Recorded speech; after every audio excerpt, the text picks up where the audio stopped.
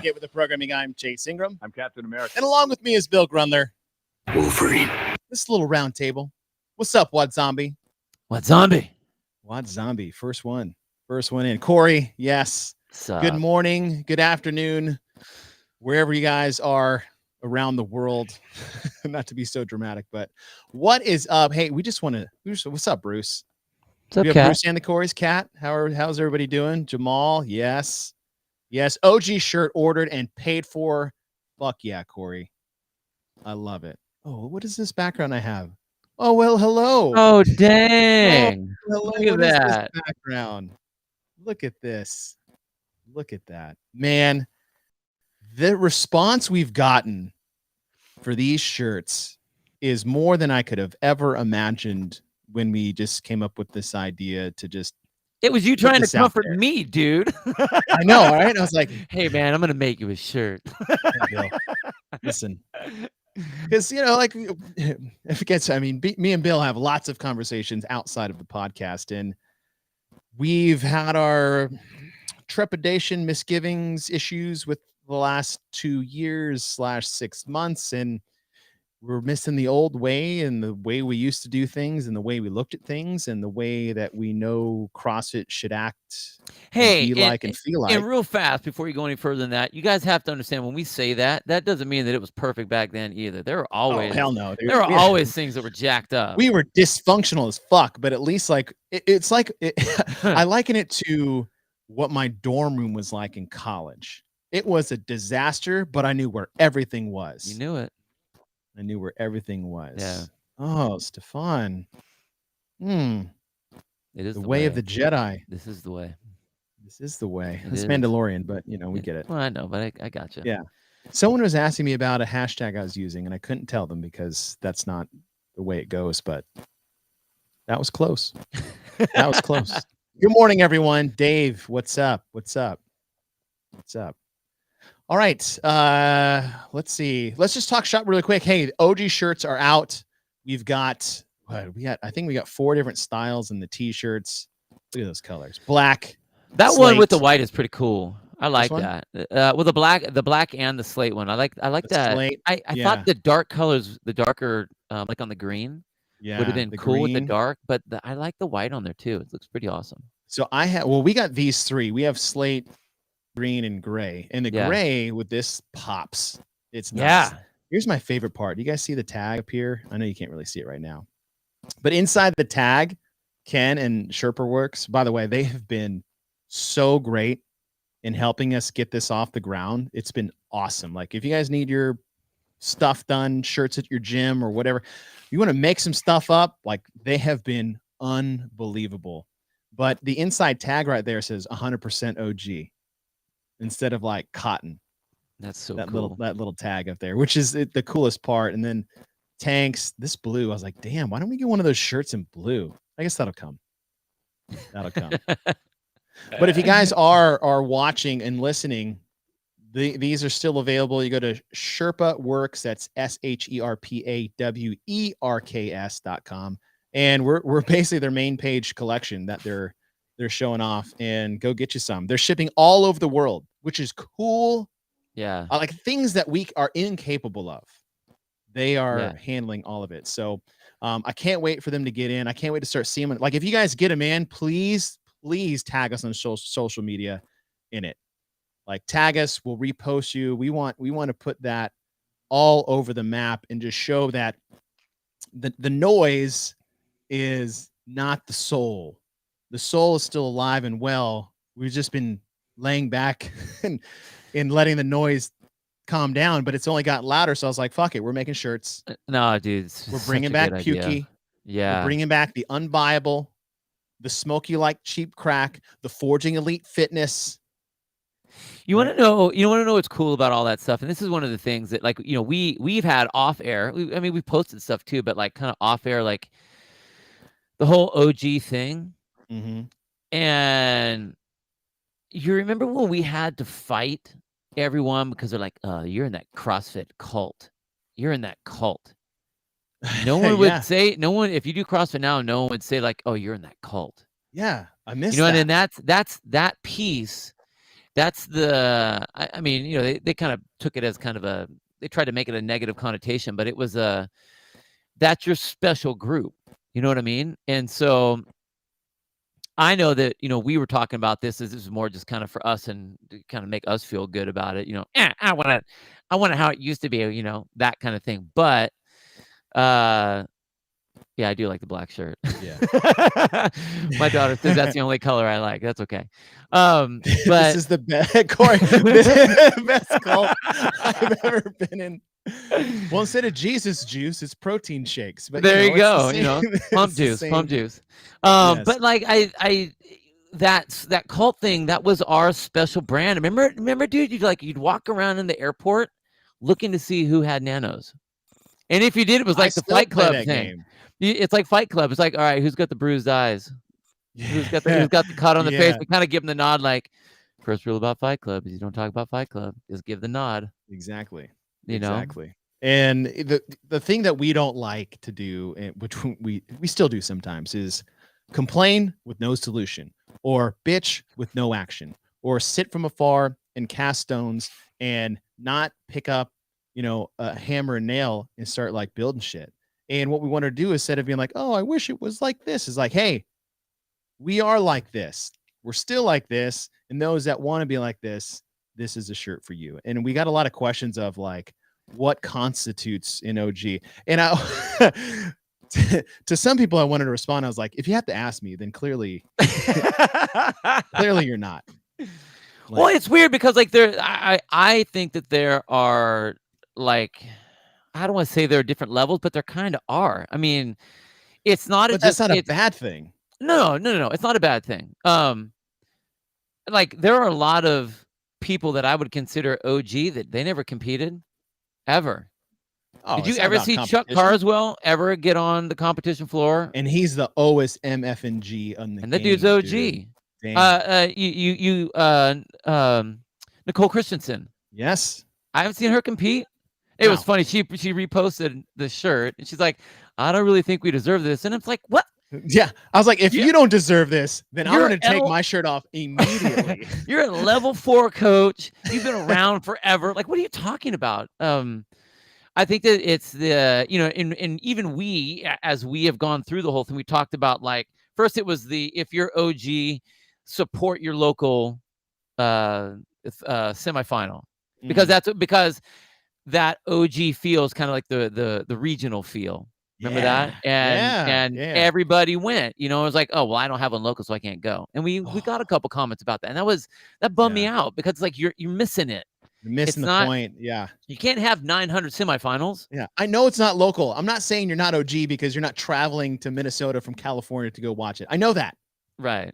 But I said, if you are living in Minneapolis, you better freaking show up to the semifinal, because that's what we did, man. Or the show up is get in the open. You do the open. There you go. You know, or you do the quarterfinals, or you support the people that are doing those things. I mean, that's what was so cool about regionals. And I think I posted this on one of the responses about that, was what made regionals special was, yes, it was a qualifier to the game. So you get to see some big names and some next big names, some almost big names, but you have the pretty dang good CrossFitters in your local gym that were able to make it through the open, battling with the big names. And so that's why that was such a special time, because you had that tier level of people. And that's why it hurt so bad when that got removed, because there was a big group of people that are like, well, shit, that was my games.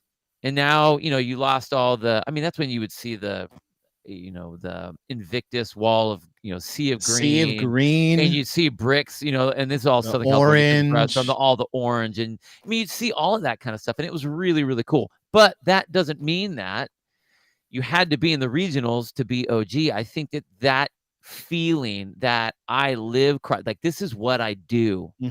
I am this. I do these dumb workouts. Yes, I will bug the shit out of you talking about what my Fran time is and the workout that we did in either this paleo or this macro or whatever.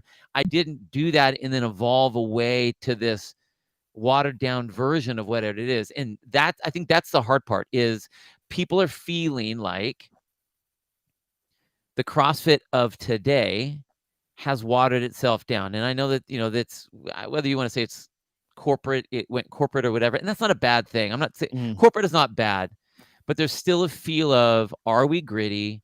Are we a cult? Is this our cool little group? Or are we just F45? Are we just, Orange Theory or something?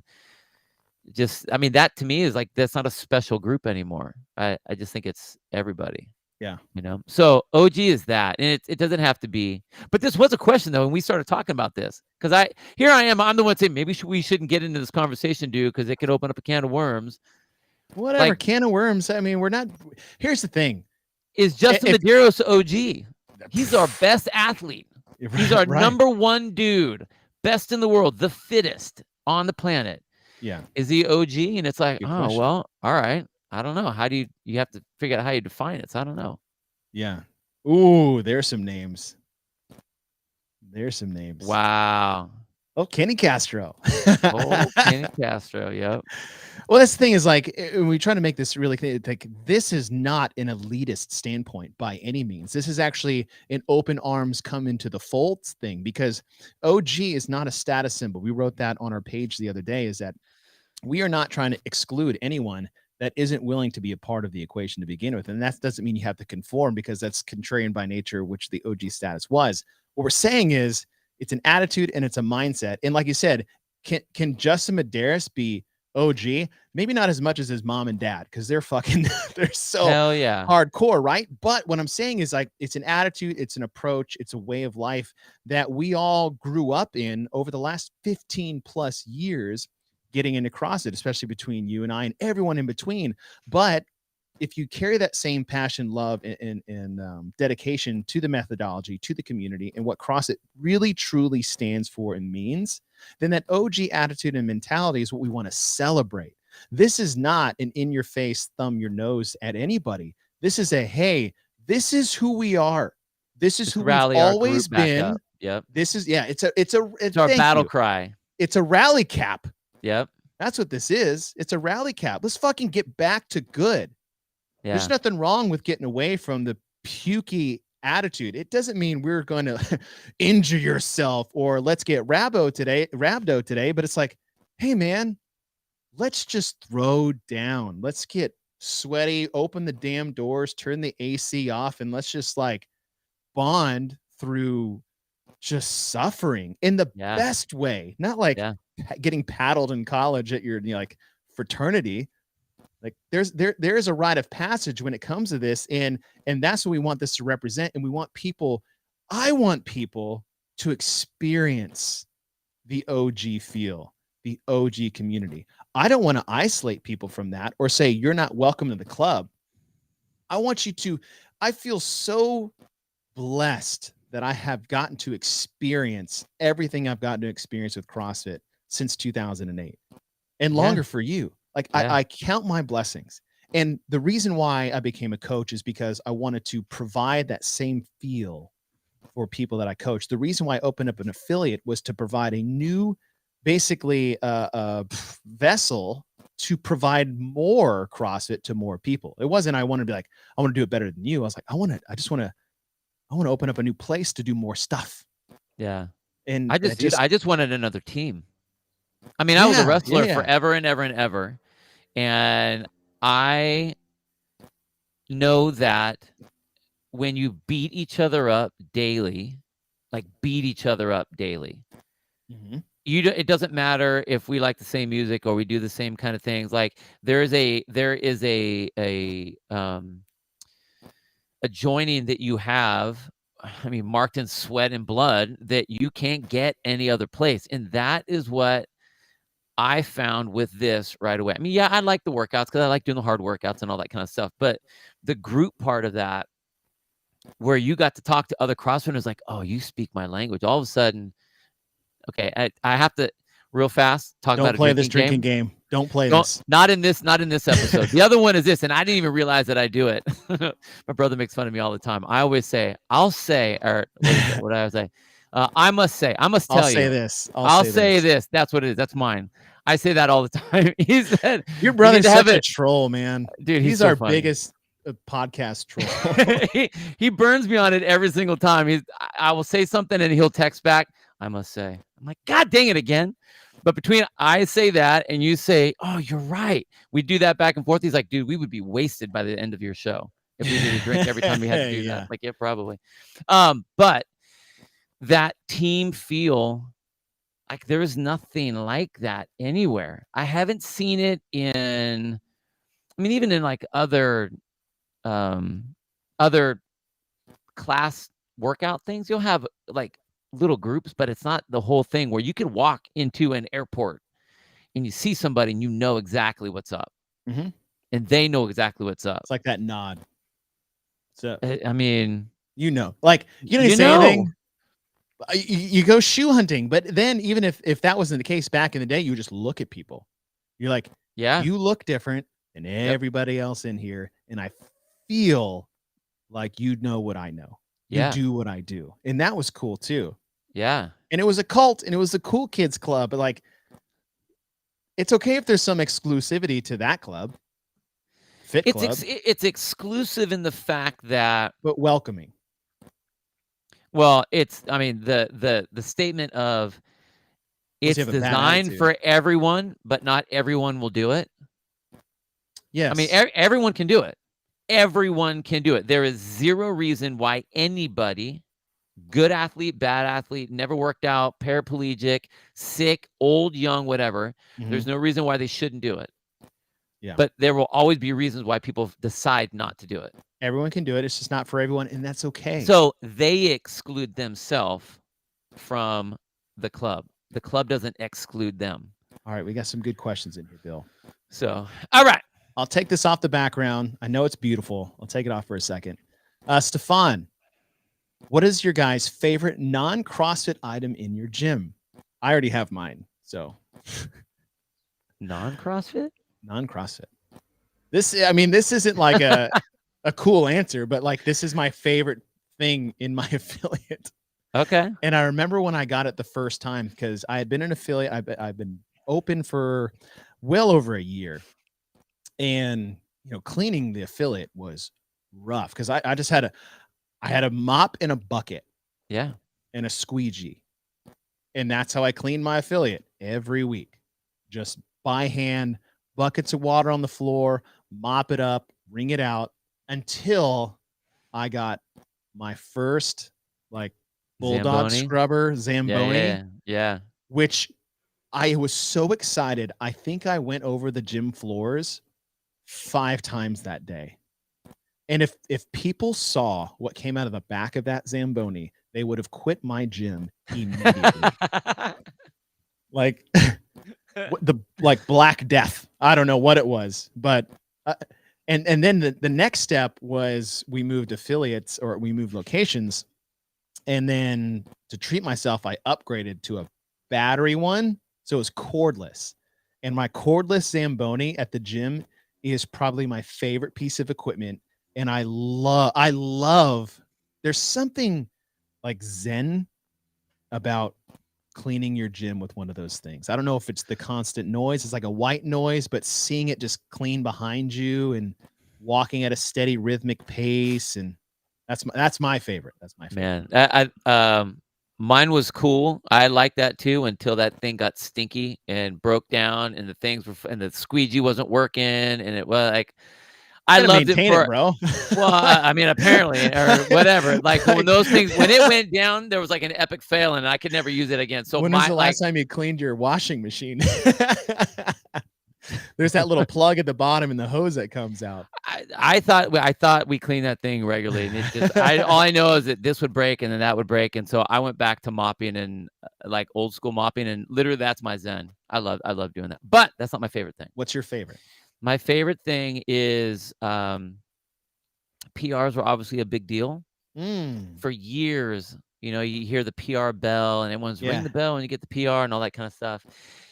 I like the idea of that. However, in the service field, when you are at a firefighter funeral, they ring the bell 3 times. Ding, ding, ding, calling you home. When you're in the SEALs, you ring the bell. That means you quit.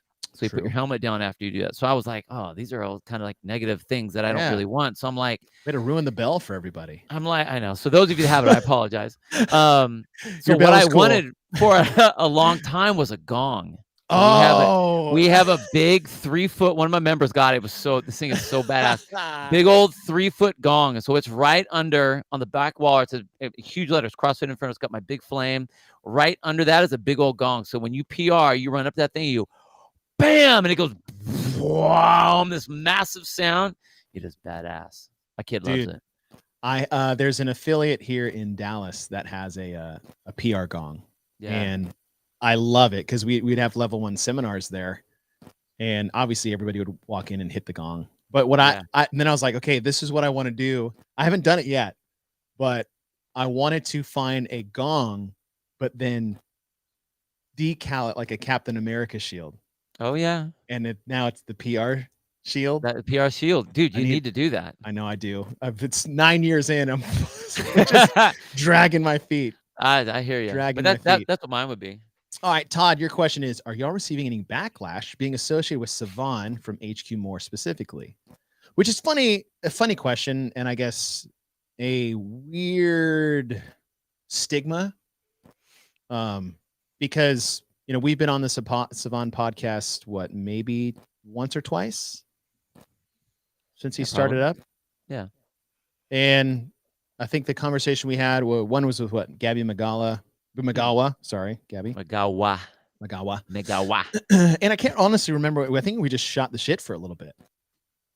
And I mean, listen, what Savon does on his own time with his own podcast, however he wants to, is one thing. What he does with us, whether it's on ours or with his, is another. And Savon has been a good friend, I think, especially for your end. Like, you go way back with him on a personal level, and I think people should be able to associate others' associations.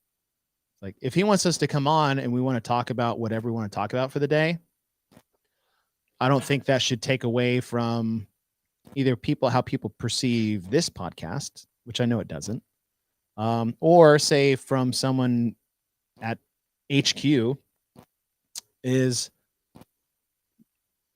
well, here's the thing. If anything came up that I felt like needed to be pushed back on, I would push back. So would you. So and that's the thing, is like, we should be able to have tough conversations. So say we make a claim that's out of order, or I do it and Bill knows a truth behind that or wants to push back. It should go both ways, and it's okay. There shouldn't be anything wrong with being in a setting that has controversial topics where you just sit there and have a conversation. Does that make sense? Yeah, it totally does, but that's not really where our world is right now. It's hard to give a shit where the world is. No. I'm just saying that's what the problem is everybody wants to make the nice thing about living where we live is that we can say what we want to say and have our opinions, and there are opinions. And when you're running your ballot harvest, when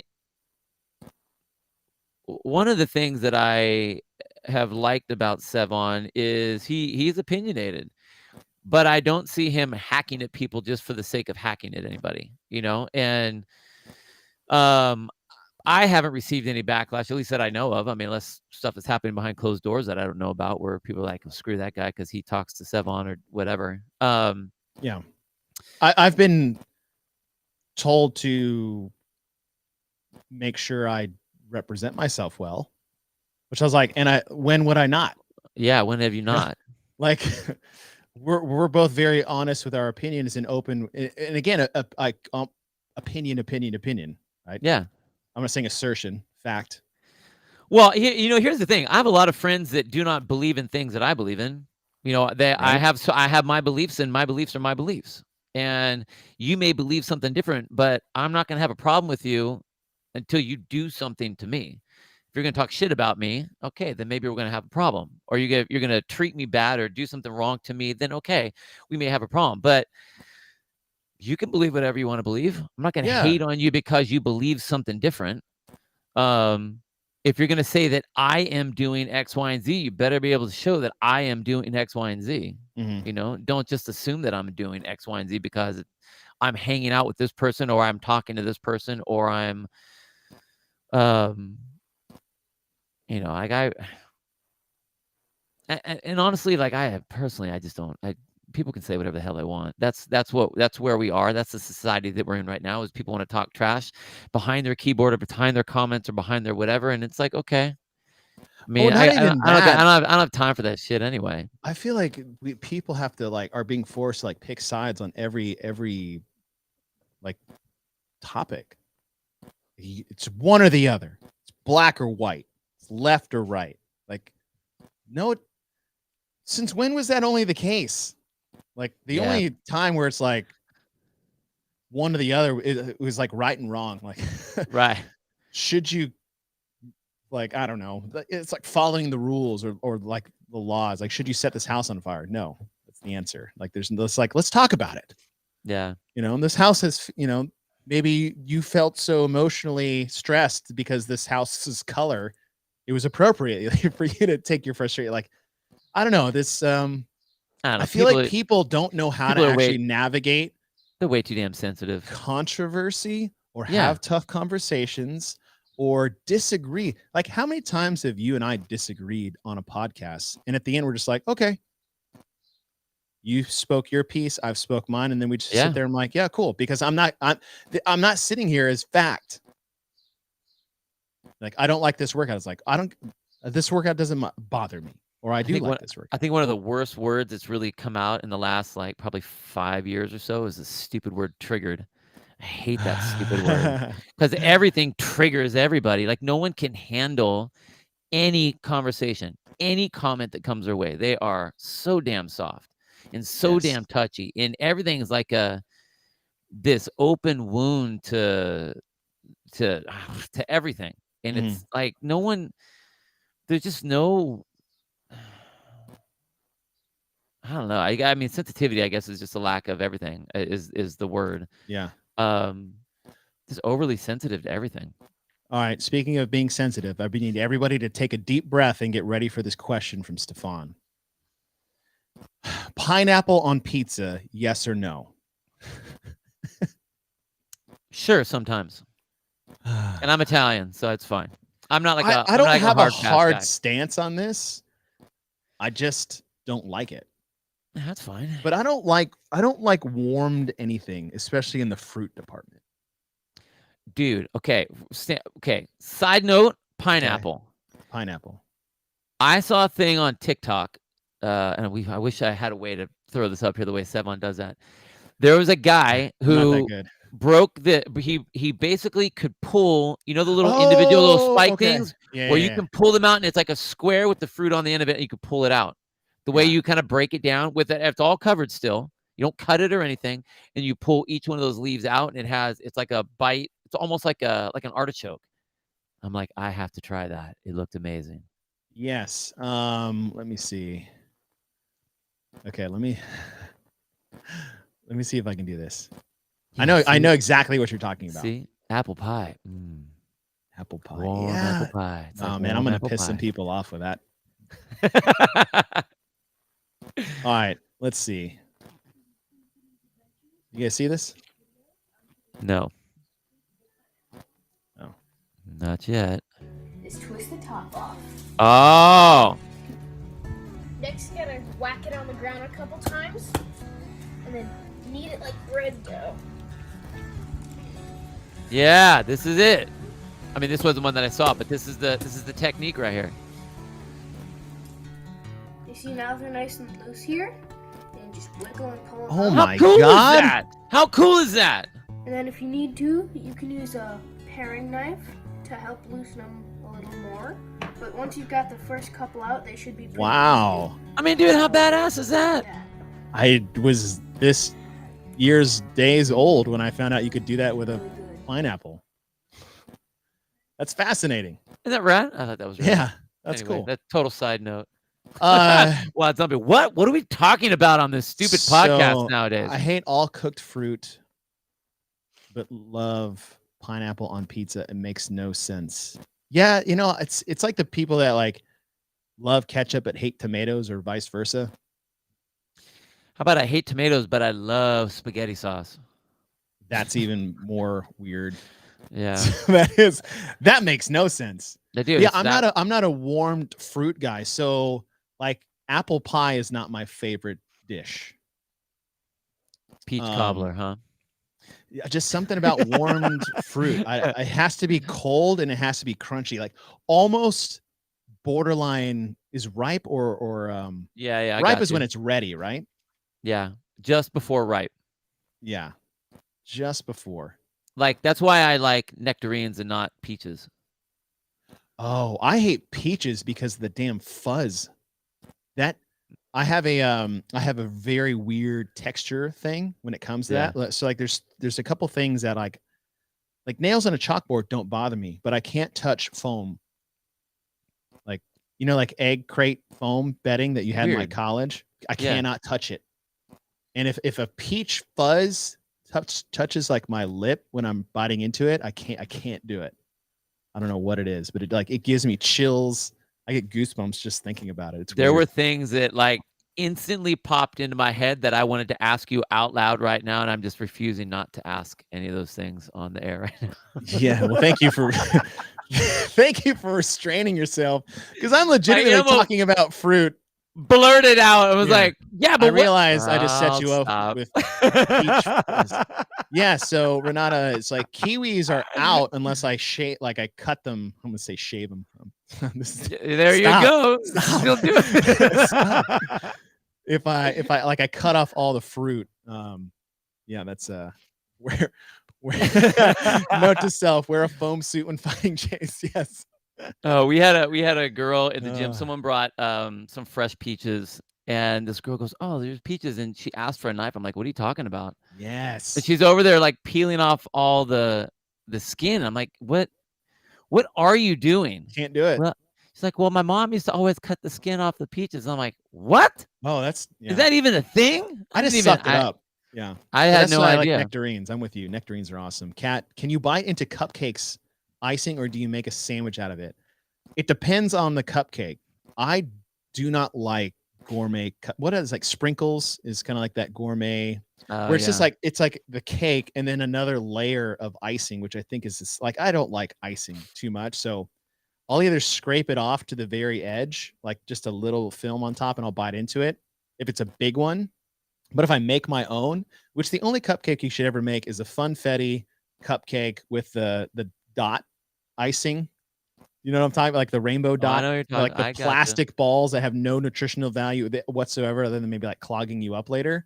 I'll eat that all day. Funfetti with the dot icing, the cream cheese kind, all day. God, thank God I ate this morning because I like was fasting all yesterday. Oh yeah.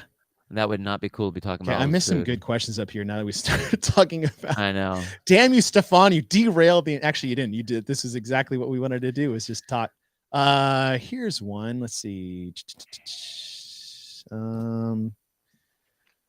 Gosh, you guys, these are great because everything is offensive. Is there any athletes? Oh, here's one. Here's a games one. Wad Zombie, are there any athletes you would think are going to unexpectedly crush expectations in the semifinals? I have one. The problem is this isn't like a no-name person. It's just someone that I've put off to the side because of her performance or lack of for the last few years. And I have this sneaky feeling that's just building that because we haven't heard a lot from her, that Sarah Sigmundsdottir is going to crush Lowlands. Think so. I do. I just have this feeling. I think what she's doing at Training Think Tank is the best thing for her because for her, it's not about fitness. It's about just like being smart on the competition floor, the right? think part. Yeah. The dumb mistakes, the little errors, and the things that have injured her in the past have all been attributed to that. It's like not training appropriately, overdoing it. These injuries that have plagued herself over the years. And I love what Max El Hodge does with his athletes in general, like Travis Mayer, what he did for Noah Olson, right? Noah's biggest problem is that he was basically Sarah Sigmundsdottir in male form, where he was just workout event dumb. Yeah. And then that changed, and then he's been in contention for podium spots ever since. I have this sneaky feeling that Sarah's going to pull the same thing after I think she got a major wake-up call at Wodapalooza in the best way for her. She almost totally derailed her whole season by getting injured again, and the fact that she dodged that bullet, I think may have been the wake-up call she needed finally. Because she didn't have to have any repercussions from it. You're right. Yeah. And Max is, I think, of all the coaches out there, I mean, I like to think I'm an intuitive coach more than a data coach. And I like to feel like I can read my athletes on where they are and how they are and what they need to be doing. But Max is I mean, that dude, him and his team, they're virtually like scientists. I mean, they will, which I think if you are an athlete that can get lost in your own head, what Max can do with all of his data is he puts up these like fences around your brain to make it to where you can only do certain things. So you can't run the wheels off. You have to know exactly where to go, and your lane gets very, very narrow. And so when you have someone that's just kind of a wildfire like Sarah, I mean, she's got a lot of power, a lot of drive, a lot of push, but it isn't always going in the right direction.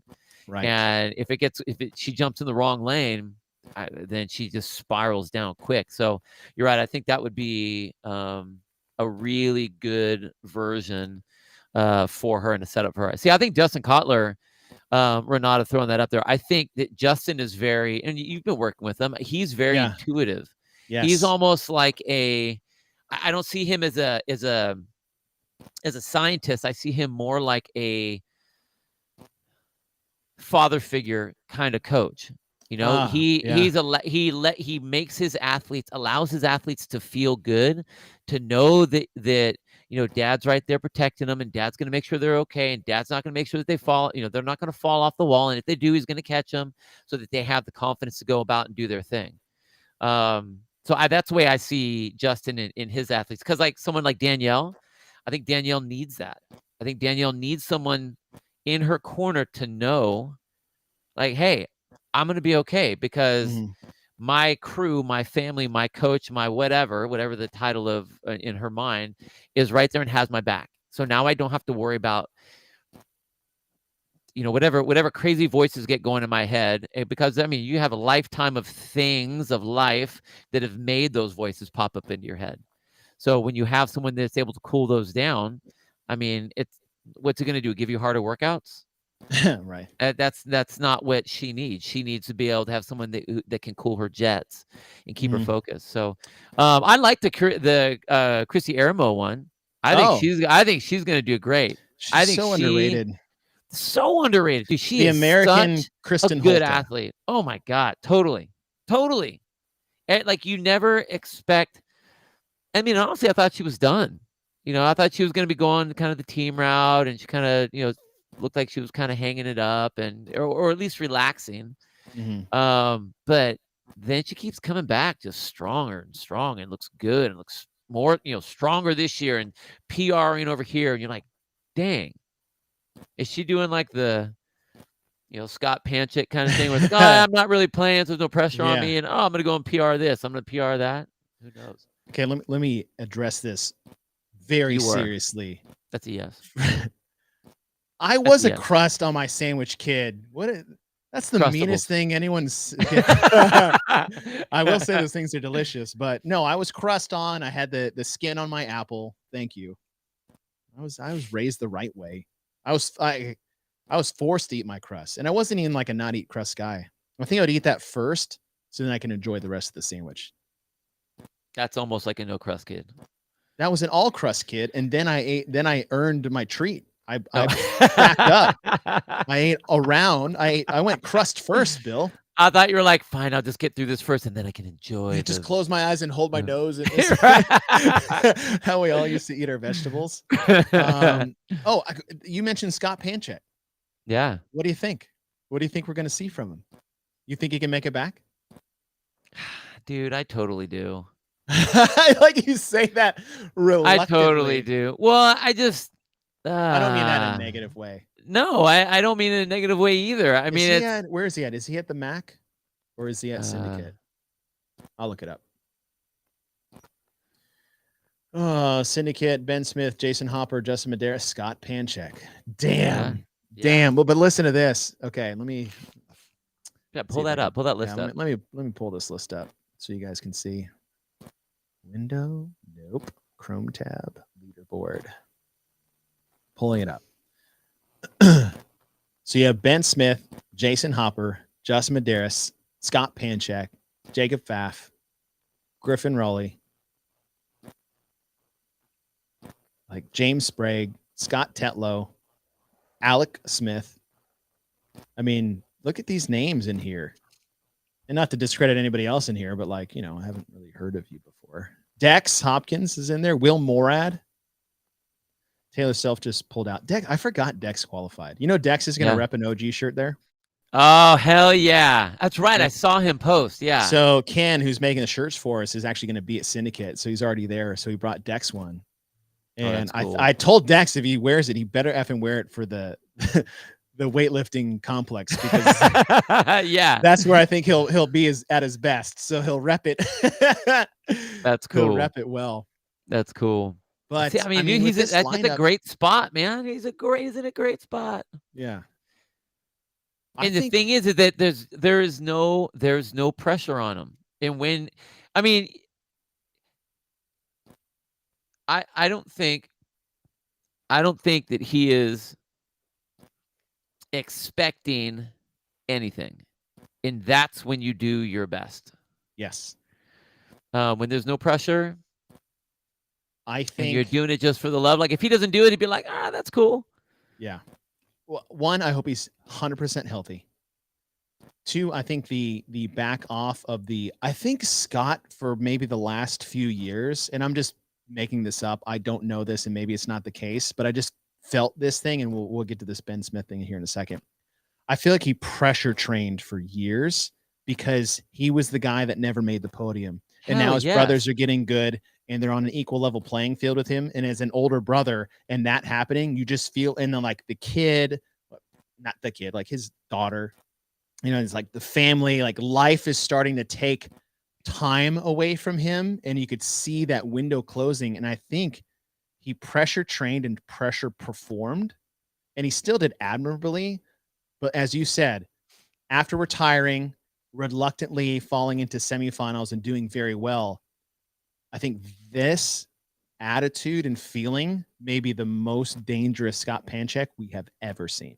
There's something about, I think I said this I don't remember what we were talking about, but I remember when I was wrestling in college, we would have these old guys that would come in, and they were good back in their day, but they're not in shape, but they would come in, and I would be like, man, I'm going to take this old guy out. This old guy thinks he's a somebody, or used to be a somebody, whatever. We are finely tuned, badass young athletes with just fire and brimstone shooting from our eyes and our fingers, and we're ready to go. And these old cats would not come out blazing. They would just kind of like do their thing until they saw their chance. And they were so good at knowing just exactly what they needed to do when they needed to do it. So they didn't waste a bunch of energy. They didn't waste a bunch of time. They didn't waste a bunch of power and output. They just like precision attacking when they needed to. And that's where I think that's where Scott is now. He already knows the game. He doesn't have to go out there and prove it on every single event or in every single rep or every single round. He knows exactly what he needs to do. And now it's like, we'll see if it goes. And if it goes well, cool. Yeah. And if it doesn't, you know what? Yeah, I'm a dad. I got my family. Yeah. I'm busy doing stuff. And then there's no pressure. And you're right. That is a deadly place for the people to be, because I don't think people will expect him. They know he's there, but I don't think everyone still thinks he's retired. So they're not expecting. And I guarantee you he's going to be right there. Yeah. So, what do you think about Ben Smith's chances?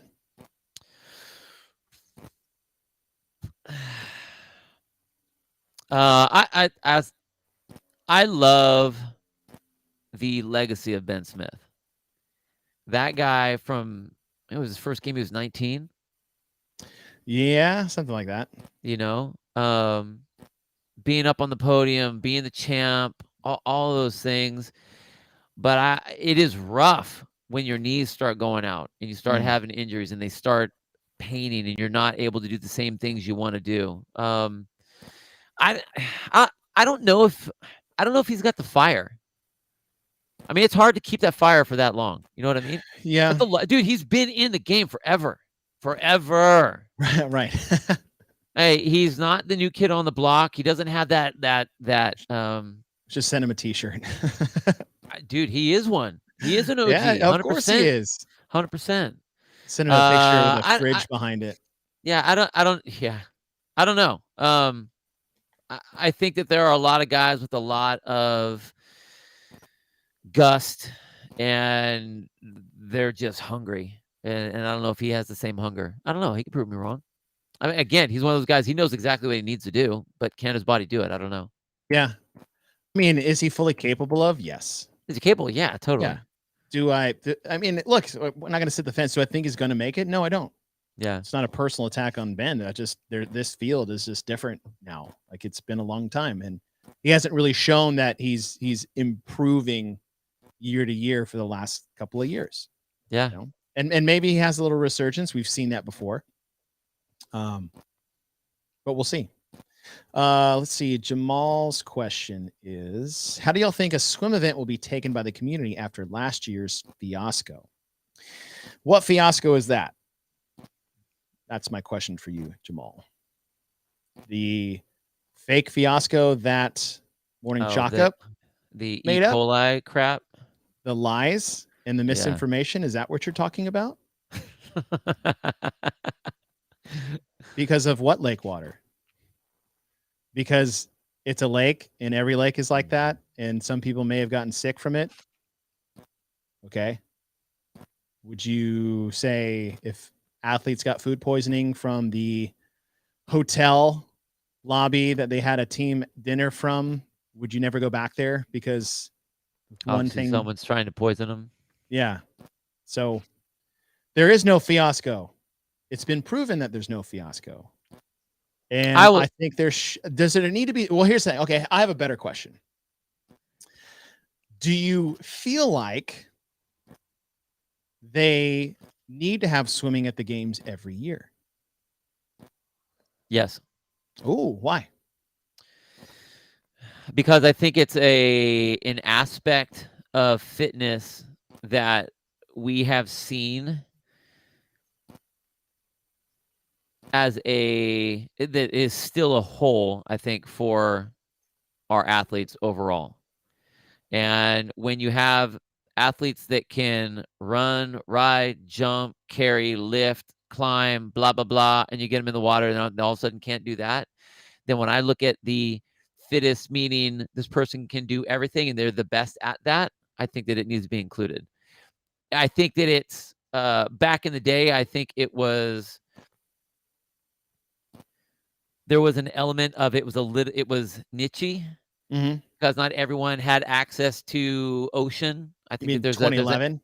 But you got to rip the Band-Aid off sometime. It's the same thing with pegboards. No, 100%. But I think that swimming is a viable component. So whether you are going to be in the water or you're in a lake or you're in the ocean or you're in the pool, however it is, I think that it's a viable test. The way that we've seen it at different times, like Wadapalooza this year, they had it and they've had it every single year, and it was the shortest swim they've ever had. And I think that was I was bummed. So short. I was bummed. The best part is it wiped out more athletes that year than ever combined after that. So weird.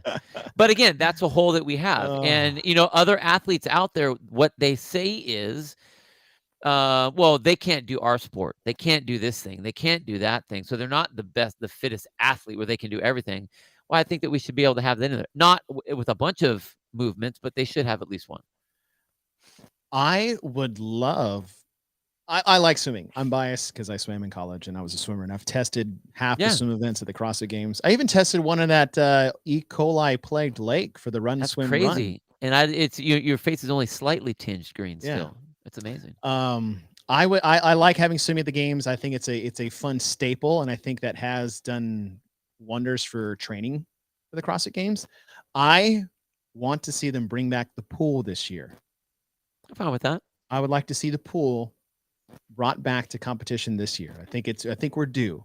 It's almost 10 years, right? 2013 was the last time we had a pool. Yeah. The only time we had a pool. The only time. So maybe a repeat. Just saying, maybe repeat the 2013 one. I don't know. Bar muscles is pretty sketchy. Yeah, totally.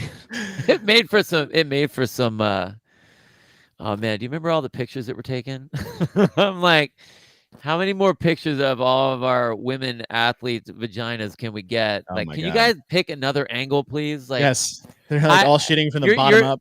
I mean, they're great shots, but you're making me feel kind of. Oh yeah, I was kind mistaken. of uncomfortable in these. 2020, they did have a pool. You're right. Oh, that's right, they did the slam Forgot balls. about that. Yeah, slam balls. Slam balls. But what it does Thank is you for the correction, Eric. It does make it so that with the pool, it makes God, it how so did I that forget about that? everyone has, because that just got blended out. That's why. I was in that weird year time. True. The pool at least makes it to where everyone has access. There's no one that doesn't have access to a pool. Is going to qualify for the games. Yes. So I do remember Hiller talking about this, seeing a 50 free sprint bracket. Like instead of a sprint elimination, like sprint course, so you do it in the pool. I think it's got the exact same validity as a sprint run. I would love that. I think it'd be awesome. Be awesome. I mean, like sprinting on land over and over and over is a different world than doing it in a pool. Oh yeah. It is so hard to recover. Let me bring up this one because this was a topic on Savon's podcast last night that I had a different little bit of a take than Andrew and Taylor did. Let's see. It's about this torque tank. No, it's so the fittest in Cape Town. Oh, they have a swim event. Yeah, and some people are taking issue with that. And here's the deal: you got to look at the semifinals system as a whole. I don't know. Put it up. Sorry, I can't find it. Whoever asked me that. So, and it's funny because they made this argument about Wadapalooza in the sanctional season where they approved it, but now it's a semifinal season. They're not approving it. And they're like, oh, because they're all different programming and different events qualifying. I was like, it's the same fucking thing. Yeah. It's the same system. Here's why it doesn't matter. Africa is its own semifinal continental boundary. They only get one, and they're only sending one person. One. Uno. Maybe it's two. Is it two? Whatever. Less than three. We'll say that. They can do whatever they want. And as long as the test is balanced as far as modalities, time domains, weights, whatever, it doesn't matter what they put in there. And if they want to put in swimming, it doesn't matter. In fact, I would argue that the person coming out of the Africa region that has swimming in an event is more prepared for the CrossFit Games when they have swimming in it. Yep. And then when the argument is, well, at Wadapalooza was fine at sanctioned events because they all qualified individually and they had no conflict with each other. I'm like, it's the same damn thing. Here's what you can't change do. The name. Here's what you can't do. You can't put swimming in a North American semifinal and not the others. That you cannot do because it is niche and 3 other semifinals are not getting tested the same way as one. But since Africa only has one, they can do that. And I don't think it's gimmicky at all. Right. But in North America, you can't do that. In Europe, you can't have one and not have the other. That's where a problem is with consistency. But just because we're calling them semifinals doesn't matter. The system is basically the same as sanctionals, except people are only getting to compete in one. So that's my opinion on it. I'm not saying they're wrong. I'm just saying the argument which they had almost counteract themselves a little bit. Well, yeah, you have to, if your number of people that are qualifying from your continent don't have something similar. Yeah. Like if you have a niche-y piece like that, then you're right. I think that then you're not getting the same people to go. And I think it's bad. Yeah. So but I don't have a problem with it. I figured this question would come up. Have you seen Ben Smith's take on the semifinal programming that Hiller refers to? He makes so many great points. I have to say, I have to say, someone take a drink right now. I have to say, take another drink. How the hell do you guys have so much time to watch so many podcasts? Well, shit, it's like I have to like spend listening to the radio. 8 hours of podcasts, and then we do our own podcast, and I have to listen to 8 more hours to get to the information to get to on our podcast. When they were talking about that, I was like, holy shit, I didn't even know that he even had a podcast. Yeah. Now I need to listen to that podcast too. What Bill meant to say was thank you for listening to our podcast first. Hell yes, thank you for listening to the podcast. No, it's amazing. I mean, like Ben Smith's, Hiller's, about Ben Smith's, and on Sevon's podcast, and then we get it to our podcast. I'm like, holy shit. So I haven't got to look into. I listened to it for a little bit. The only problem was like Ben was making great points, but whoever he was with was just like totally ruining the podcast. Right. Like he had no idea what he was talking about. He was like, "What's the difference between a 30-pound ball and the regular 24 that the menu?" 24. I'm like, what the fuck are you talking about? Plus, he had sunglasses on inside and leaning back in his chair. I was like, "You're talking to Ben Smith, who is bringing up some very valid points to have a conversation with." So that was throwing me off. I could like barely pay attention to Ben. I haven't got to dig into the syndicate events too much. I did listen a bit to what Ben was talking about because, listen, if Ben Smith, who is a very reserved, quiet, personal individual, is chirping about something, then people should listen. Keep in mind, it's still a matter of opinion. However, he did make some good points about the balancing of the tests and the programming, right? So I genuinely, after listening to it, I think he made some great points. I haven't dug into the programming myself yet to speak too much on it. Same thing for the Mac team stuff that Hiller was talking about. Like I haven't looked into it because I'm looking at other things. Right. But from what I did watch, I thought Ben was making some good points. The guy has a lot of years and a lot of years competing to understand what a balanced test should include. And then when you don't see those things, or you see different versions of that or skewed versions of that, I mean, yeah, he's been around. I think it's good that he's going to do that. But I still feel like I've glanced at the 3 semis that are coming up this weekend at some of the programming, and I'm bummed at the workouts, and I'll call them workouts, that CrossFit picked to be the standardization pieces across the board between all of them, because they just, when I look across, they don't really seem to fit, I don't think. At all 3 of them, they just seem different. I don't know. It's a very hard thing to do that. And then again, I feel like we had one group programming the open, one group programming the quarterfinals, a whole nother group programming the semis, and then whoever is going to be programming the games. I don't see the thread. I don't see the build. I don't see the wall that's being built to the foundation for this house of the fittest on earth. I don't see it. I just see just things happening, and who is performing in the things, whatever that might be. So I don't know. Yeah, we'll see. We will take a look at it post.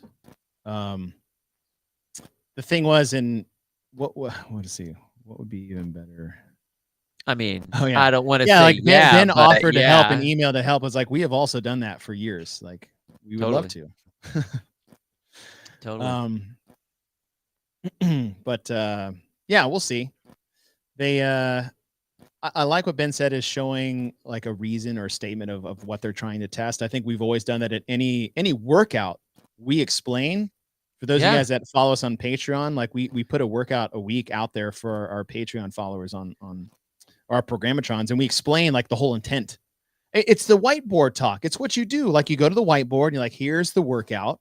If we're talking whiteboard, if we're talking semifinals, we say, here's the event. Here's the workout. Here's the intent. Here's the stimulus. Here's how you modify. Here's what we're trying to chase. Like, that should be involved. And I think, and I don't know what the submission process is like. but I'm sure that's part of it. Now, on CrossFit side is for the 4 events, like they had bumpers and contingents and like put these events in this time frame, and they did look at every event that came in and approved them. Like this was something that was looked at, and boxing. What is it? Are you making fun of my hand gestures? Dominant. No, they gave the little blessing. Oh yeah. Yes. You have been. Your workout is okay. Like they did take time and looked at them, and if they feel like it was fine, then it was fine. But, I don't know. Like, I feel like that should be. Yeah, you should always. If you can't describe the intent and the purpose of the event, then you shouldn't be programming. Now, I think the guys that do the programming there, like we know, like Luke Espy does a lot of that stuff. Like he programs great. Like he does a lot of good things. And here's the thing. And this is something me and Bill say a lot when we analyze the programming, or we fix or redo the programming, or we make it up based off of like a floor plan. It's really, really easy, and you can make yourself look really, really good when you change someone's programming. It's really easy. It's really hard to make shit up out of thin air. I mean, you should. It's not an excuse. You should still be great at it, especially if you're doing the programming. But it's a lot easier to look back and go, this all needs to change once you see it. And it's a lot tougher to perfectly piece a puzzle together, even though that is your job and you should be able to do that. I'm not giving any like leeway here. I'm just saying some people only talk about changing things and don't show like something brand new. It's a lot harder to do one versus the other. Does that make sense? No, I'm not giving a does. pass, but I'm also not like upholding someone's ideas, modifying someone else's. There should never be a time, especially for an important qualifier like this, that you shouldn't have other people look at what your idea is. I mean, Dave did. Dave would have Boz look at it and be like, hey, what do you think about this? Well, what about these things? And at least to have the discussion, because, I mean, just like when you sent me the events that you were programming for your Legends event. Yeah. I instantly will have a different eye. Right. I mean, I know how you program, so it's like, okay, I like these things, and my eye will be like, okay, well, if I was an athlete, how would I play this?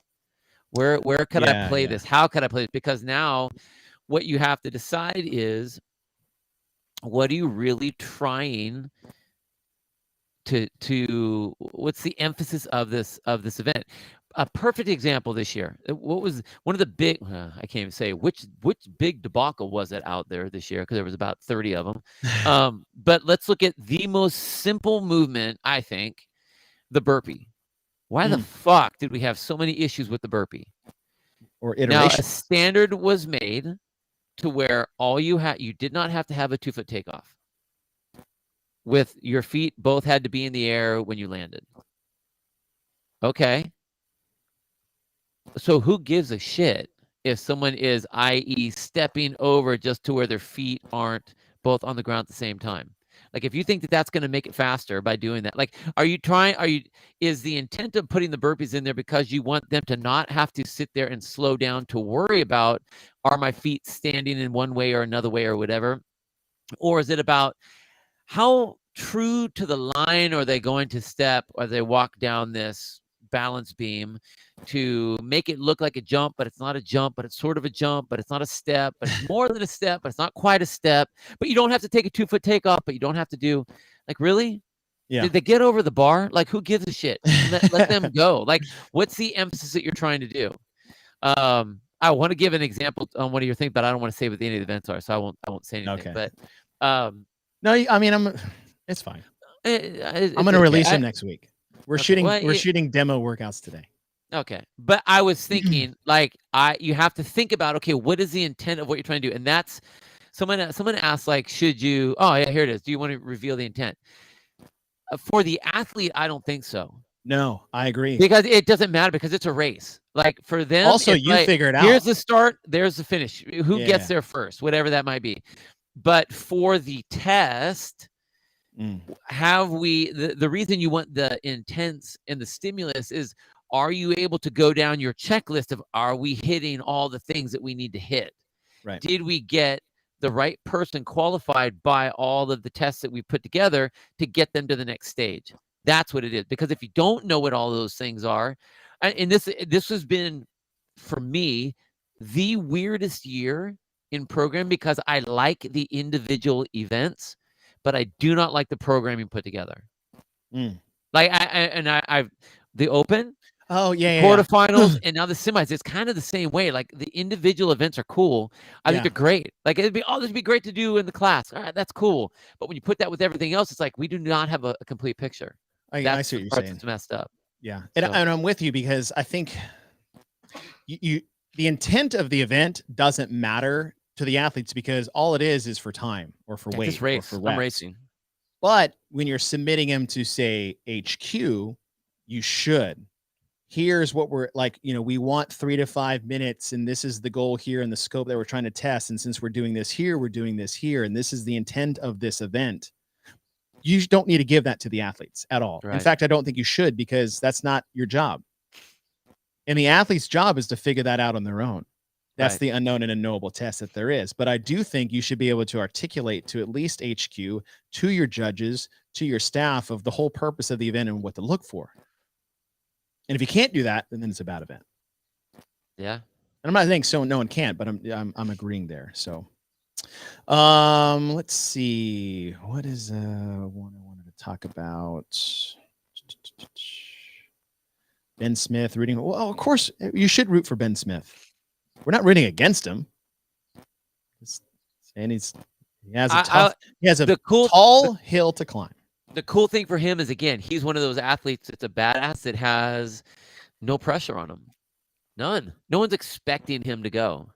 I think it's like, oh man, could he? I mean, he's a guy, he's been there, he's done. Yeah, he could have, but I don't think anyone's expecting him to.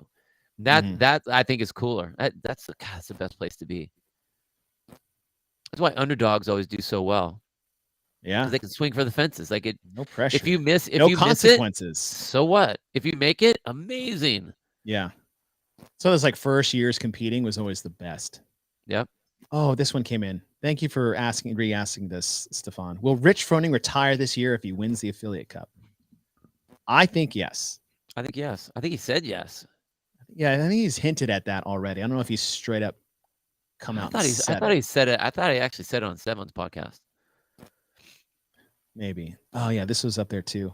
Do you think age groups will ever be qualified by region like individuals in team, and should it be that way? Oh, that's a great question. I think that they are stepping towards that direction with the semis. What has to happen eventually is when there are enough people to have those live, like a live competition. I don't know if we're there yet. Not yet. Maybe. I mean, I think that I'm kind of bummed that the semifinal is another online, 3 onlines in a row. Oh yeah, with the. I think that would be a fun show to do. Making a live Masters qualification season, because we have so many Masters things out there. There's the Legends Championship, which you got the broadcast. There's the Masters Fitness Collective. There's a Masters thing in in Australia. There's got to be one in Europe. There is a European one. Yeah, I have a couple of athletes who are going to go to that. I see. There's no reason other than maybe money, which, like, listen, that's a real thing, guys. Like, we can't just make shit up without having to pay for it. And you're going to want them to be able to, or else it's going to be shit anyways. But, I'm running a in-person live qualifier for the Legends Masters Championship at the end of June. And I think there's 5 different ones that qualify for that. I think Masters Fitness Collective is starting to do the same thing, or they're using other events as qualifiers for that. But like, I think someone can, maybe we'll do it for a show, is sit down and map out basically like live in-person qualification process for Masters around the world. I see now with the demographic that we had and it's continually growing, it can't be like a semifinal. Masters will never get their own semifinal as far as like we're gonna rent on a stadium, we're gonna be sponsored by Rogue, and we're gonna have a live feed. Like that's not gonna happen. And if it is, it's like a decade away. But if everyone swallows their pride and says, hey, we're going to have legitimate live in-person competitions to qualify you guys to the CrossFit Games regionally, I think that's totally doable. And I feel like the Masters community should be on board with that. Well, I think that as at least a baby step. That Legends setup that they've had, I think that system is being set up to where it can be done. And I kind of thought that they were talking, wasn't Bob talking with some of the people at CrossFit to sort of line something up with that? The conversation is happening. Badass. That was such a great event. I tell you, that was at that Legends event down in San Diego. There were athletes from all over, all ages, games level athletes, high end level athletes. I mean, there were athletes from Ireland, from Mexico, all over the United States, Canada. I mean, there were a lot of people that came into that one. It was really cool. That's what I mean. Like the infrastructure is being built, which I think these events are good. Sweet. Ish. I thought I was still trying to carry that ish part. But it's not perfect by any means, but it's getting there. And at least eventually, if you have all these Masters competitions, set that roadmap up, and as it grows and as the athletes start to go to that, then it's kind of there. I can see CrossFit being almost going like, hey, just take it, make it work. Alyssa makes a good point. Why can't we have a Masters division that is just tied in with the semifinal events? That's a great question. I don't know. That seems actually like the easiest option. I honestly thought that they were going to do that this year with the Masters semis. When they were talking about semis, I thought it was going to be grouped together. And then when I heard that it was another online, I was like, ugh. Now, so one tough thing is, and I'll say this, sorry to jump in, is that I don't know what the worldwide span of athletes on the individual side is much more diverse and somewhat balanced in skill sets. I don't know what that is on the Masters side. Like, is it predominantly in the United States? Does that mean, these 6 other semifinals are just sending people to the games that have no business even qualifying for semifinals? That's the one thing I don't know enough information on to delegate where people go. What you could do is that's when you get to the standardized events to where everyone's doing the same and it becomes a worldwide leaderboard rather than so you can go location wise, but everyone goes at the same time. I mean, I guess that's where you run into the I got 2 weeks to practice and I just heard about it yesterday, so are my scores going to be different on that? We used to do that in the regional stuff, but the other element to that is the logistics of all the different age groups. Yeah. You have one event and you have 8 age groups. That's 8 heats and that's 1 heat per event. You have 2 if you go men and women. And then on the individual side, if you're looking at what they're doing, they're able to fly through stuff. And we just spent the entire day on one event, Well, I mean, and I think some of these semifinals now that just have that. I think half of them or more have community events going on in conjunction with the semifinal. So it's not out of place to have that a part of them. And really, I don't see the negative if you can figure out the qualification process and the regional boundaries and getting the right people delegated to the right semifinals. You're going to have more participants, which means more people want to come and watch, which means more content that each semifinal can produce. And hopefully that more is not worse in this situation other than timetable. Yeah. But you get the Masters up at 6 a.m. and you start early. Most of us get up early anyway. Yeah, you guys get up early anyway. So your event will run. Heat 1 starts at 5 a.m. Check-in is at midnight. Oh, let's see. Okay, I have to kick off and go do some demo videos. But before we wanted to hop off, I wanted to play because we talked about OG at the beginning. Shirts are available, by the way. Get them. Get them. God, you guys would look so hot in those shirts. God, you guys so look good in those great. shirts. Multiple colors and multiple designs. Go to sherpaworks.com, SHERPAWERKS, or go to our Instagram. You guys can see all the designs, everything that we have set up for you guys. But this is one of my favorite CrossFit videos. We're talking OG. This is an OG video that I wanted to play before we hopped off. So let me pull this up so I don't screw this up. And then this is a classic. Make sure people can hear this. See it? Yeah. You haven't heard of CrossFit? Let me tell you about CrossFit. CrossFit is a lifestyle in which you are prioritizing your health. The ability to do many different things at a high level of intensity. I think it's the absolute best way to help you reach your fitness goals. For me, it's making me happy. A fun way to get fit with log mounted pipe. The last person finishing is just as important as the first one. It's this team atmosphere that ends up making you better as an individual. Camaraderie, that family that you end up building, and the energy that you get back from it yourself, that's CrossFit to me. When you come to a CrossFit gym, everybody knows your name, everybody loves you, and you're a part of something bigger than just getting a workout. CrossFit gave me that something extra that I kind of needed in life. It's my outlet. I love it. It's my passion. It's commitment. CrossFit is a sport now.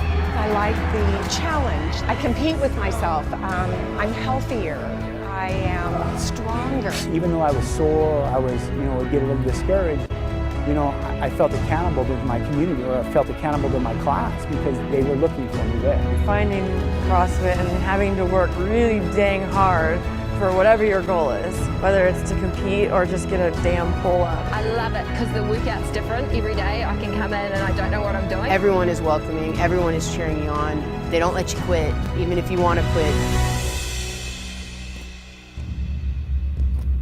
We all share this experience, which is emotional. It doesn't look emotional. It looks like people working out, but it's emotional. I mean, it's raw. It's intense. It's incredible. It's freaking awesome. I'm gonna keep doing it for a long time, I hope. CrossFit to me is a fitness program where the reward for doing well is the ability to express your fitness in everyday life in as many different planes or as many different activities that you can possibly imagine. People walk through the door and say, hey, where's all the machines? Where are the machines?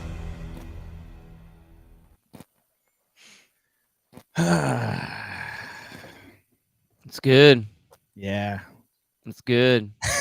Hey, put I just sent you a link. Okay. Play it. Just play it. Let's see. All right. Oh, good, because you need to get me out of this fogginess that I'm currently in. That's right. I'm such a pussy. You are. Just hearing this music. Oh, hey, how did put up Stefan's? How did he know? What?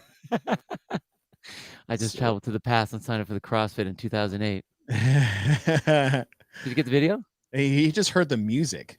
Like, God, so great. So good. All right. Oh, he needs a tissue. Now you guys know. Anybody have a tissue? I'm good. I think I'm good.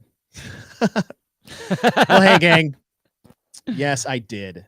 Yes, I cried on the What is CrossFit video. Whatever. And that's what it's about. It's about both. It's a balance of the two videos, really. Like that OG grunge. They're both OG. That's what's Dusty awesome. Ranch and Aromas, CrossFit Games, and the community side. Yeah, you saw Matt Chan, just a little baby. That's a little baby. And so, like, look how far we've come. We can still advance and stick to our roots. Hell yes. Like a tree can grow tall for as long as it lives, as long as the roots dig deep. Just saying. Fuck you, Bill. A tree can grow as tall as the roots and the leaves. The tree can grow as tall as you water it for the rest of its life, as long as the roots dig deep. As tall as you water it. So, hashtag. All right, everybody. Thanks for joining the Q&A. Thanks for listening to our just go get some pineapple pizza, everybody. Pineapple pizza. Go get some pineapple pizza and water your trees. Go get one of these. Yes. And get, water get your trees. Water your trees. What is that phrase? The grass is always greener wherever you water it. That is the phrase. I didn't make that one up. No, you didn't. That's true. Bonsai is not a tree. It's a plant. Don't you dare, Corey. Get that out of here. All right, guys. Thanks for joining the show. We'll do some real recap stuff once the week 1 of the semifinals is in the books. And we'll let you know if we do any random things like this in the future. Maybe during, I don't know, semifinals. Who knows? Cool. I was told Lowlands has a podcast studio with the Rodecaster and 4 mics. Oh, dang. I'll bring my laptop. We'll see what happens. No promises, but you never know. Well, there you go. Never know. All right, gang. Have a great rest of your week. Tune into your semifinals. Go get an OG shirt.